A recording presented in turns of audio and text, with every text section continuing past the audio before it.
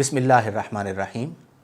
دور حاضر کے نعت خواں اور ان کا انداز نعت خوانی۔ پوچھے گئے سوالات میں سے ایک ایسا سوال جو بہت زیادہ لوگوں نے پوچھا اور کئی سالوں سے پوچھ رہے ہیں، شاید اب وقت آ گیا ہے کہ اس پر تفصیلاً گفتگو کر لی جائے۔ پہلی بات یہ ملحوظ نگاہ رہے کہ نعت خوانی ایک عظیم عبادت ہے اور اہل اسلام کے روح کی غذا ہے۔ جب ہم نعت رسول مقبول صلی اللہ علیہ وسلم سنتے ہیں اور نعت رسول مقبول صلی اللہ علیہ وسلم جب پڑھی جاتی ہے تو ہمارے دل کو سکون مل جاتا ہے، راحت مل جاتی ہے، اطمینان مل جاتا ہے۔ لیکن دور حاضر میں نعت خوانوں میں سے بعض نعت خوانوں نے اس عظیم عبادت کو میوزک سے جوڑ دیا، اور وہ اس طرح جوڑا کہ نعت کو اس انداز میں پڑھا گیا کہ اس میں میوزک کی مکمل رعایت کی گئی، بلکہ بعض جگہوں پہ تو اس کے بیک گراؤنڈ پر میوزک کو پلے کیا گیا، چلایا گیا اور اس کا اہتمام کیا گیا۔ اور بعض نعت خوانوں نے نعت رسول مقبول صلی اللہ علیہ وسلم کو گانوں سے جوڑ دیا اور اس کی ریزننگ دینا شروع کر دی کہ دیکھیں لوگوں نے گانوں کو چھوڑ کر اب نعتوں کو سننا شروع کر دیا ہے، تو یہ کتنا بڑا کام ہے۔ سب سے پہلی بات یہ ہے کہ میں یہ سمجھتا ہوں، اور میں یہ بات حلفاً عرض کر رہا ہوں واللہ العظیم واللہ باللہ تاللہ، کہ اس سے بڑھ کر جرت کی کوئی بات ہو ہی نہیں سکتی کہ اللہ کے محبوب کی تعریف و توصیف، یعنی نعت رسول مقبول صلی اللہ علیہ وسلم کو میوزک سے یا گانے سے جوڑ دیا جائے۔ اور یہ بات میں اس کا تصور ہی نہیں کر سکتا، اور کچھ سالوں تک، کچھ سال پہلے تک یہ بات متصور بھی نہیں تھی۔ لوگ نعتیں پڑھتے تھے بڑے ادب کے ساتھ، احترام کے ساتھ۔ جو لوگ سننے والے ہوتے تھے وہ آ کر بیٹھتے تھے ادب و احترام کے ساتھ، اور ان کی آنکھوں سے ٹپ ٹپ آنسو بہا کرتے تھے۔ کئی سالوں سے اس طرح کی محافل اور اس طرح کی نعت خوانی ہمیں میسر نہیں، اور اس میں بہت بڑا کردار اس کیمرے کا بھی ہے جس کے توسط سے میں آپ سے بات کر رہا ہوں، کیونکہ یہ جو کیمرہ ہے اور یہ جو کیمرے کی آنکھ ہے یہ بڑی ظالم ہے، اور اس کا نشہ جسے چڑھ جاتا ہے اور جو اس کے نشے میں بدمست ہو جاتا ہے وہ ہر حد تک چلا جاتا ہے۔ میں آپ سے سوال کرتا ہوں کہ کیا کسی عاشق رسول کو یہ زیب دیتا ہے کہ وہ گانا سن کر نعت بنائے؟ اور ماضی میں ایسا ہوا کہ ایز اٹ از گانے کی طرز پر ایک ایک جگہ پر نعت کو بنا لیا گیا، اور جو عقیدت مند ہیں ماشاءاللہ وہ تو فدا ہوتے ہیں، فنا ہوتے ہیں، اور وہ اس کی ریزننگ دینا شروع کر دیتے ہیں۔ میرے نزدیک کسی کے ڈسکریڈٹ پر اس سے بڑا جرم نہیں ہو سکتا کہ وہ نعت رسول مقبول کو گانے یا میوزک سے جوڑے۔ جو لوگ ایسا کرتے ہیں خدا را ہاتھ جوڑ کر درد دل کے ساتھ آپ سے ہمیں پیار ہے، یہ دین میں فساد آپ نے کیا ہے، آپ اس سے توبہ کریں، اس سے باز آئیں، اس سے رکیں۔ آپ دیکھیں کہ نعت کا بنیادی مقصد کیا ہے، میرا آپ سے سوال ہے۔ آپ یہی کہیں گے نا کہ لوگوں کے دلوں میں محبت رسول کو اجاگر کرنا اور لوگوں کو اللہ کے محبوب کا دیوانہ بنانا۔ آج آپ لوگوں کو اپنی آواز کا دیوانہ بنا رہے ہیں، اپنے انداز کا دیوانہ بنا رہے ہیں، جس طرح پہلے ماضی میں ہوتا تھا اور اب بھی بعض جگہوں پہ ہوتا ہوگا کہ گانوں میں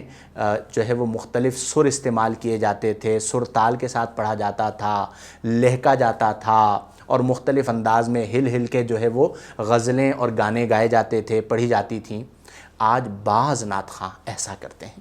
اور آپ دیکھیں کہ وہ جو جب یہ کر رہے ہوتے ہیں تو ان کے ملحوظ نگاہ کیا ہوتا ہے، وہ خود اپنے آپ سے سوال کریں، لوگ میرے انداز سے متاثر ہوں، میری آواز سے متاثر ہوں، یہ جگہ میں نے کیسی لگائی ہے۔ اور بعض جگہوں پہ تو دیکھا ہے کہ نعت خواں بیٹھے ہوئے ہوتے ہیں، پڑھتے ہوئے ایک دوسرے کو دیکھ رہے ہوتے ہیں، کیسی جگہ لگائی ہے، کیسا پڑھا ہے، کہاں تک کھینچا ہے وغیرہ۔ اس چیز نے اسلام کو اور نعت خوانی کو خاص طور پر بہت نقصان دیا ہے۔ ہم سب نے اللہ کی بارگاہ میں جواب دہ ہونا ہے، اور اللہ تعالیٰ نیتوں کو جانتا ہے۔ انما الاعمال بالنیات، اعمال کا مدار نیتوں پر ہے، تو خدا را اپنے اعمال کا محاسبہ کرے۔ اچھا، اس میں بعض ایسے لوگ بھی ہیں جو باقاعدہ جس کے لیے وہ لفظ استعمال کیا جاتا ہے نا وارداتی، تو وارداتی قسم کے بھی بعض لوگ ہوتے ہیں کہ جن کی پہچان معاشرے میں نعت رسول مقبول صلی اللہ علیہ وسلم ہوتی ہے کہ یہ کون ہے، یہ نعت خواں ہے۔ لیکن وہ باقاعدہ واردات ڈالنا جسے کہا جاتا ہے نا مجرمین میں، وہ اس طرح کے اعمال کرتا ہے، کسی سے پیسے لے لینا، کسی سے موبائل لے لینا، کسی سے کوئی اور چیز مانگ لینا، اس طرح کے بھی بہت سے واقعات میرے علم میں آئے جس سے بہت دکھ ہوا۔ آپ سرکار کے ثنا خوان ہیں، آپ کو یہ چیز زیب ہی نہیں دیتی کہ آپ اتنی چھوٹی چھوٹی چیزوں میں پڑیں، گروپ بندیاں کریں۔ اور بعض لوگوں کو ہم نے دیکھا ہے، بعض ایسے ثنا خوان ہیں، اگرچہ میری ذات کے حوالے تک تو ایسے لوگوں کی الحمدللہ کبھی اللہ کے فضل و کرم سے رسائی ہی نہ رہی، لیکن دیگر جگہوں پہ میں نے دیکھا ہے کہ وہ گروپ بنا لیتے ہیں اور علماء کے مقابل آ جاتے ہیں، آپس میں گروپ بندیاں کر لیتے ہیں۔ یہ دین ہے کیا؟ یہ اس لیے تھا کہ آپ آپس میں بٹ جائیں؟ آپ کا کام تو پیار کو عام کرنا تھا، محبت کو عام کرنا تھا۔ ہم اپنے بچپن میں جو نعت خوانیاں دیکھا کرتے تھے، آج ہمارے معاشرے میں وہ نعت خوانیاں نظر نہیں آتی۔ اور کئی ایسے ہوتے ہیں جو باقاعدہ اپنے دلوں میں بغض علماء رکھتے ہیں، ان کے ساتھ جو دو چار لوگ جڑے ہوئے ہوں گے ان کو باقاعدہ وہ عالموں سے، علماء سے، اہل حق علماء سے بدظن کر کے رکھیں گے تاکہ یہ ان کے قریب جا کر حق کو جان کر ہم سے دور نہ ہو جائیں۔ تو خدا را نعت خوانی عبادت ہے، اسے دنیا حاصل کرنے کا ذریعہ نہ بنائیں۔ اللہ کے محبوب صلی اللہ علیہ وسلم کے قرب اور آپ کی خوشنودی کے لیے نعت خوانی کریں، لوگوں کو اپنے قریب کرنے کے لیے نہیں بلکہ اللہ کے محبوب کے ذکر کے قریب کرنے کے لیے نعت خوانی کریں۔ انشاءاللہ الجلیل پھر سدا بہار رہیں گے۔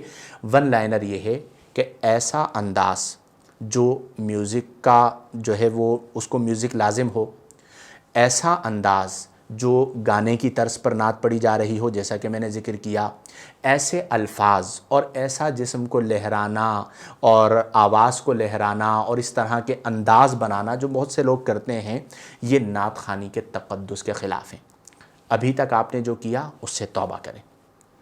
آئندہ نہ کرنے کا پکا ارادہ کریں۔ اور یہ جو ایک دوڑ چل پڑی ہے، میں نے دیکھا ہے کہ جی بس ہر موقع پر ایک کلام جو ہے وہ ہمیں جو ہے وہ ریلیز کرنا ہے اور فلاں سے پہلے ریلیز کرنا ہے، فلاں کے بعد ریلیز کرنا ہے، اس کا نقصان کس کو ہو رہا ہے؟ دین کو۔ اور بالخصوص میں جو پیرنٹس ہیں یا جو ان کے بڑے ہیں جن کو یہ سنتے ہیں ان سے گزارش کروں گا کہ روکیں ان کو،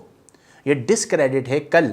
ان کی اولادیں انہیں سننے کے بعد انہیں جب یہ بتایا جائے گا کہ یہ غیر شرعی عمل تھا اور نعت خوانی کے تقدس کو پامال کیا گیا، جن لوگوں نے پامال کیا ان کی فہرست میں اگر ان لوگوں کا نام آئے گا تو ان کی اولادیں ان کے بارے میں کیا سوچیں گی؟ تو بڑوں کو چاہیے کہ ان کو روکیں اور دوبارہ نعت خوانی کے تقدس کو قائم کیا جائے، ادب و احترام کے ساتھ، نظروں کو جھکا کے نبی کریم علیہ افضل الصلاۃ و تسلیم کی بارگاہ بے کس پناہ میں حاضری کا تصور کر کے پھر نعت رسول مقبول کو پڑھا جائے تو انشاءاللہ الجلیل دنیا میں بھی اس کے فوائد حاصل ہوں گے اور آخرت میں تو ڈیفینیٹلی اس کے کثیر فوائد حاصل ہوں گے۔ میں اللہ کے حضور دعا کرتا ہوں کہ اللہ تبارک و تعالی ہم سب کو توفیق عمل عطا فرمائے اور حق سچ بات کو قبول کرنے کی سعادت عطا فرمائے۔ وآخر دعوانا ان الحمدللہ رب العالمین۔